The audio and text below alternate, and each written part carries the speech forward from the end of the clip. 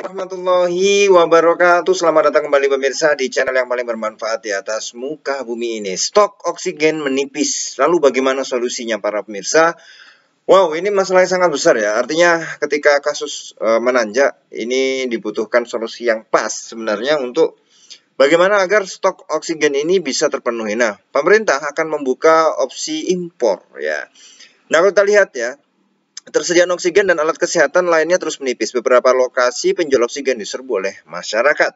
Juru bicara Menteri Koordinator Bidang Kemaritiman dan Investasi, Jubir Menko Marves, Jody Mahardi mengatakan, melihat kondisi itu pemerintah akan melakukan berbagai cara untuk meningkatkan stok oksigen, salah satunya dengan impor oksigen.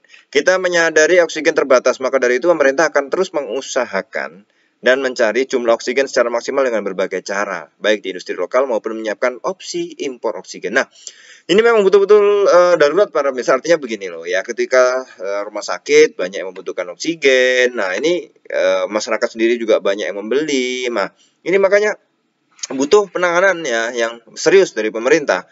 Jangan sampai kemudian ketika habis ya baru kemudian oh, ya sudah habis itu. Tidak, ini mumpung belum habis karena stoknya ada tapi menipis sedikit, maka harus segera dicarikan solusinya ya. Saat ini keselamatan rakyat adalah yang paling utama. Mantap, betul ya. Memang harus seperti itu ya. Dia mengimbau kepada masyarakat untuk mempelajari panduan praktis pertolongan pertama pada pasien yang kadar oksigennya di bawah 90. Panduan itu berasal dari Kemenkes, dokter, dan perawat yang dikenal sebagai atau berbagai konten edukatif di berbagai media sosial. Koordinator PPKM Darurat telah menggandeng Kejaksaan Agung dan BPKB untuk ikut mengawasi program percepatan produk farmasi dan alat kesehatan di masa PPKM Darurat. Dia mengingatkan, di masa darurat ini jangan sampai ada yang mencoba mengambil keuntungan pribadi. Betul, jangan sampai ada yang monopoli, jangan sampai ada yang menyembunyikan barang-barang yang sangat dibutuhkan oleh masyarakat saat ini ya. Ini masa genting, bukan saatnya mengambil kesempatan pribadi. Sekali lagi hukum pasti menanti. Saya ulangi, hukuman pasti menanti bagi mereka yang melanggar hukum dan mengeksploitasi masa darurat untuk kepentingan pribadi. Ya jelas. Jangan sampai para pemirsa kita harus sadar ya bahwa ini banyak hal-hal yang harus dibutuhkan oleh ya, alat-alat kesehatan ya, ya susu ya, walaupun susu itu bukan obat lah ya, tapi itu kan meningkatkan imun dan lain sebagainya. Memang bagus ya.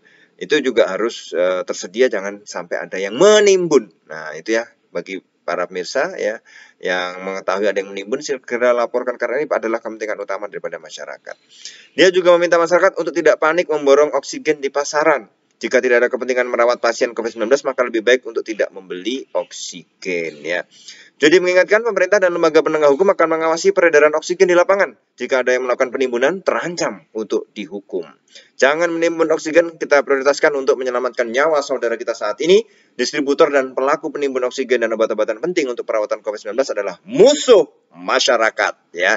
Dan akan ada ganjarannya, akan ada hukumannya, kata beliau. Ya, ini memang harus betul ya. Harus diawasi betul para pemirsa, jangan sampai ya ada yang menimbun dan memanfaatkan situasi seperti ini. Meskipun kita lihat ya, ya memang sekarang orang masyarakat ya juga jangan panic buying lah ya. Biasa saja, artinya ya kita berdoa mudah-mudahan kita cepat keluar dari pandemi ini para pemirsa.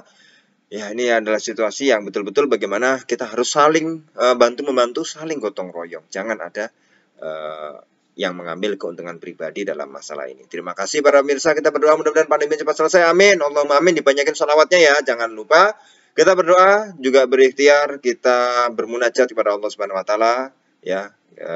Kita melakukan taubat nasional yang mudah-mudahan Allah segera mengangkat pandemi ini dari bumi Nusantara Indonesia. Terima kasih. Kita ketemu lagi di video selanjutnya. Wassalamualaikum warahmatullahi wabarakatuh.